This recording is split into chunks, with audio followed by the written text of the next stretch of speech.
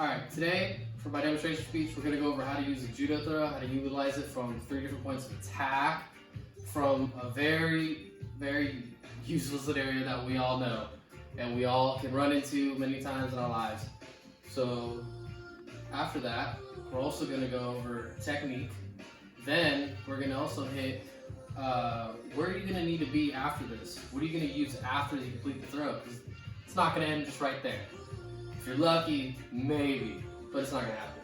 So our scenario is always the typical drunk guy who's always off balance, heavy, I don't want to go home, or this chick that, this dude that. There's always someone trying to cause something. So usually the drunk guy's always pushing in, you're like this, no, and you're like, hey man.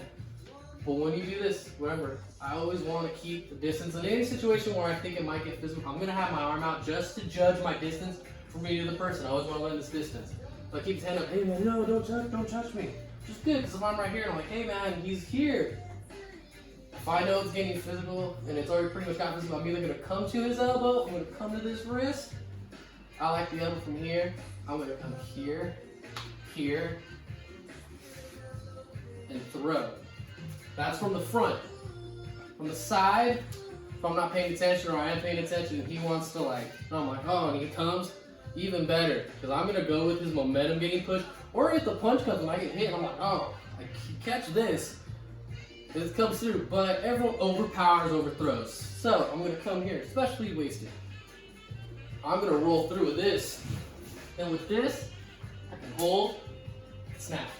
Let's come up. That's from the side, from behind. Say he's beating up on a friend, or they're into it and you just need to end this, or your friend's getting in a fight. You don't want that to happen in this scenario. You grab him, you can lock hands, you can reach for a hand to help it. Come here. He's naturally going to want to either back into you, which is good, because if he wants to get high, that's awesome. Or come down, get high, and you grab hands, perfect. I'm going to step off the side, take half his strength and half his weight away, pick up, and then reset down. So, you're going to need to be able to hold him and keep top. And if I'm on top of him, I'm 99% going to go for my punches. You got to keep him down until some support comes. So now, we have our scenarios from our front with the drunk, our side from the drunk, and from behind. Now, another scenario is from me getting attacked from behind, which I've had happen to me many times before. So, I've been getting punched, I'm getting attacked from behind, I'm like, what's going on? But I knew, as soon as this came over the top, or this came around the hip, it's over.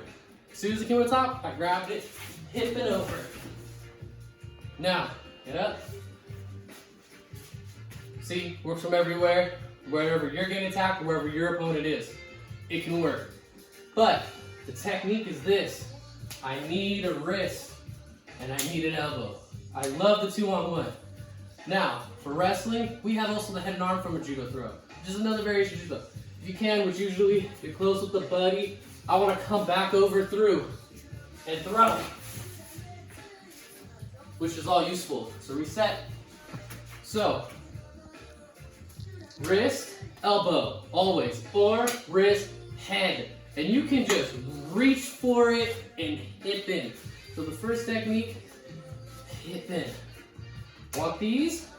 I want my hip. I can go through. I can wrap. But I like to keep it out here. It almost has a kick to get that off balance right there at the joint. So I can hip in. You need your hips. Dancing. I need to hip so I can get him up, and over.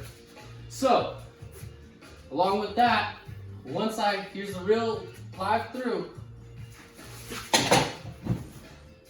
Boom. But when I'm here now, when I'm on the bottom, I am here, you can get to here, you can get far. You need to reset, come in close. I need you to land on his diaphragm, take all oxygen. Any of you still coming? I have the head and arm choke. I have just a regular squeeze choke. I have my forearm choke, which is right here. Now, with the head choke, forearm choke, and just sit back and bomb wait till he stops. If this doesn't work, and also he's really good, they never defend their shirt. There's the shirt choke right here. I just come around with this. It's done. 2 hands, wrap the other one. Perfect. So get up, We have our scenarios from behind. We have our technique for the throws from front, from the side. All of our scenarios, all of the technique. So, now what I want you to do is practice with the buddy. You can come here with your buddy as a test and just pick him up and over. Now, he's not trained, but what the drill is you get thrown, catch your feet, throw your buddy, catch feet. Perfect drill. So just practice your throws with your friends. Hip, catch, throw. And remember, I want to either strike him till he's done, till I get support from my friends, or I get support from the police. But your go-to move, and I've used it many times when being attacked, is the throw. You need to learn to throw. Because 9 times out of 10, everyone's off balance, everyone stands high.